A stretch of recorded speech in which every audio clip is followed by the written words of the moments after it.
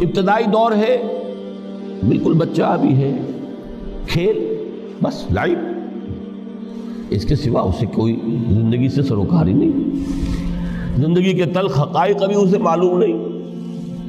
بھوک لگی تو رو پڑے، ماں نے دودھ پلانا ہے، کھلانا ہے، ان سے تو کچھ نہیں کرنا اس نے، وہ لائب ہے، کھیل۔ لیکن تھوڑا سا آگے چلتے ہیں، ٹین ایجر سٹیج میں جب داخل ہوتا ہے آدمی تو اب وہ نرا کھیل، معصومانہ کھیل نہیں رہتا، اس میں تلذذ، سینشول گریٹیفیکیشن کا عنصر شامل ہو جاتا ہے۔ اب اس کے کہا لہو، اعلموا انما الحیات الدنیا لعب و لہو۔ ذرا آگے بڑھیے تو انسان پر سب سے زیادہ دھن سوار ہو جاتی ہے، بناؤ سنگھار، میرا لباس فیشن کے مطابق ہو، کہیں ایسا نہ ہو مذاق اڑے۔ اپنے لباس کے بارے میں بہت کانشیس ہوگا، اپنے ہیئر کٹ کے بارے میں بہت کانشیس ہوگا، ہر چیز کے بارے میں بہت کانشیس۔ زینت، بناؤ سنگھار، آرائش، زیبائش۔ اس سے ذرا آگے گئے، تکاثر فی الاموال والانفس تفاخر بینکم۔ یہ سمجھیے کہ تقریباً 30 برس کی عمر جب انسان کی ہوتی ہے، اب فخر، تفاخر، یا دولت پر فخر ہوگا، یا نسب پر فخر ہوگا، یا اپنی کسی سیاسی حیثیت پر فخر ہوگا، اپنی چودراہٹ پر فخر ہوگا۔ تفاخر بینکم، جس میں جان میں چونکہ توانائی ہوتی ہے، قوت ہوتی ہے، لیکن اس کے بعد جب عمر ڈھلی بڑا ریئلسٹک ہو جاتا ہے انسان۔ پھر یہ جو چوتھی سٹیج تھی، اس میں تو یہ کہ مونچھ نیچی نہ ہو، چاہے سب کچھ میں اپنا خرچ کر دوں، داؤ پہ لگا دوں، لیکن مونچھ نیچی نہیں ہوگی۔ آخری سٹیج وہ ہوتی ہے کہ پھر ہوکا لگ جاتا ہے آدمی کو، تکاثر فی الاموال والاولاد، مال اور اولاد کی کثرت کثرت کثرت۔ اب یہ ہوتا ہے کہ مونچھ نیچی کیا، مونڈ بھی دی جائے تو کوئی حرج نہیں، مال آنا چاہیے، ویری ریئلسٹک۔ اور اسی حال میں انسان ہوتا ہے، آخری پارے کی صورت نے پھر اس میں ایڈ کر کے اس کے اوپر مہر لگا دی، الہاکم التکاثر حتی زرتم المقابر۔ یہ تکاثر جو ہے پیچھا نہیں چھوڑتا، اتنی دولت بھی ہے کہ آپ کی 10 نسلیں کھا سکے اطمینان سے بیٹھ کر، تب بھی صبر نہیں ہوتا۔ بڑے میاں کی ٹانگیں جو ہیں وہ قبر میں لٹکی ہوئی ہیں، لیکن تکاثر جو ہے، تکاثر مال، وہ پیچھا نہیں چھوڑتا۔ حتی زرتم المقابر، یہاں تک کہ قبر تک جاؤ، قبر میں اتار دیا جائے، جب تک ٹانگیں صرف لٹکی ہوئی ہیں اس وقت تک نہیں۔ اس کے بعد تشبیہ دی ہے کہ یہ حیات دنیاوی کا جو ایک سائیکل ہے، اعلموا انما الحیات الدنیا لعب و لہو و زینت و تفاخر بینکم و تکاثر فی الاموال والاولاد۔ اب اس کو کمپیئر کیا ہے پلانٹ کنگڈم میں جو سائیکل چل رہا ہے۔ یہ ہمارا سائیکل ہے 60-70 برس کا، بچہ پیدا ہوا، خوشیاں منائی گئیں، پھر وہ لڑکپن سے، پھر ٹین ایجر سٹیج سے، پھر جوانی ہے، پھر ادھیڑ عمر ہے، اور پھر بڑھاپا ہے، اور پھر قبر میں اتارا جانا ہے۔ لیکن یہ کہ پلانٹ کنگڈم میں سائیکل چلتی ہے، کمثل غیث اعجب الکفار نباتہ ثم یہیج فتراہ مصفرا ثم یکون حطاما۔ یہ 4 سٹیج ہیں۔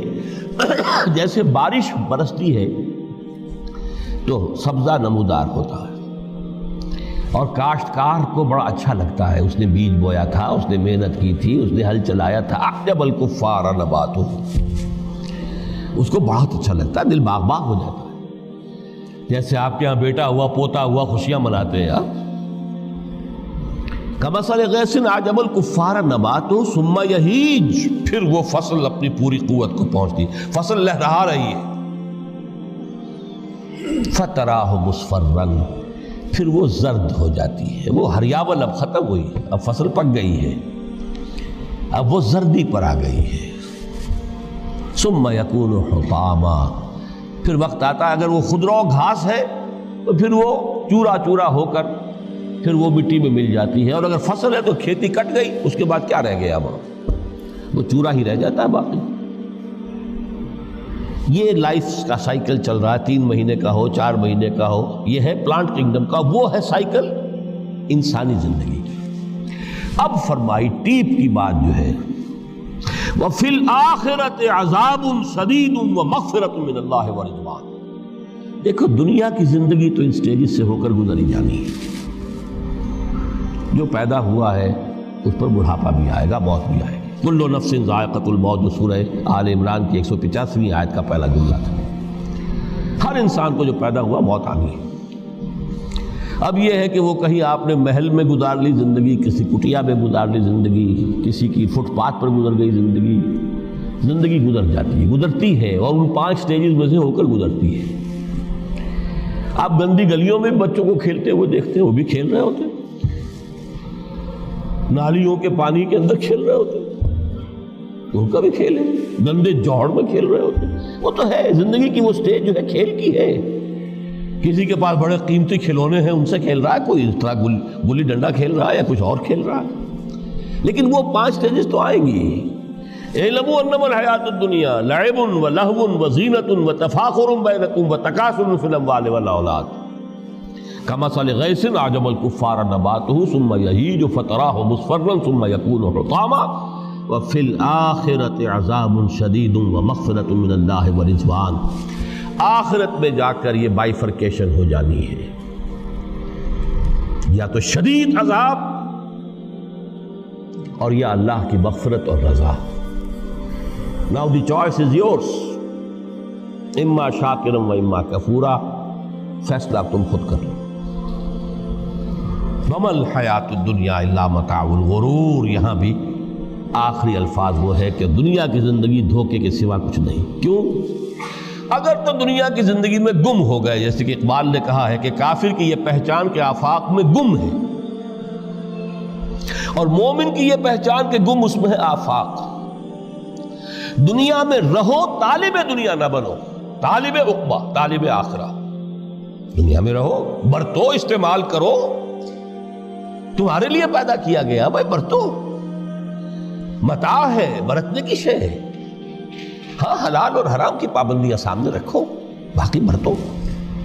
مطلوب یہ نہ ہو، مقصود یہ نہ ہو، مطلوب آخرہ ہو۔ انما الدنیا خلقت لکم وانتم خلقتم للآخرہ۔ منزل وہ رہے، مستحضر رہے، سامنے رہے کہ میں تو اجنبی ہوں، یہاں یہ میرا وطن نہیں ہے۔ الدنیا سجن المومن و جنت الکافر۔ جیسے کسی پرندے کو کسی پنجرے میں بند کر دیا گیا ہو، اس طرح ہمیں اس دنیا میں بھیج دیا گیا، اللہ کی مرضی ہے، اس نے بھیجا ہے۔ جب تک وہ چاہتا ہم رہیں گے یہاں، لیکن ہمارا دل یہاں نہیں لگے گا۔ بازار سے گزرا ہوں، خریدار نہیں ہوں، طالب دنیا نہ، تب تو یہ کوئی دھوکے کا سودا نہیں، وطن نہیں، بالکل نہیں۔